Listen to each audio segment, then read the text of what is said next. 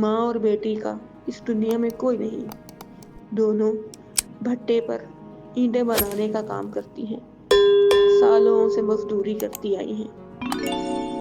بیٹی جوان ہوئی تو ماں کو اس کی شادی کی فکر نے گھیر لیا. جیسے تیسے شادی طے کی اور اب خالی ہاتھ بوڑھی ماں اس فکر میں رہتی ہے کہ شادی کیسے کرے گی، خرچہ کہاں سے آئے گا. غریبوں کی شادی ہوتی ہی کیسی ہے؟ 2 جوڑا کپڑے اور بس آنے والے چند مہمانوں کا کھانا. آئیں زینب کا ساتھ دے، اس کی شادی میں اس کی خوشیوں کا سبب بنے.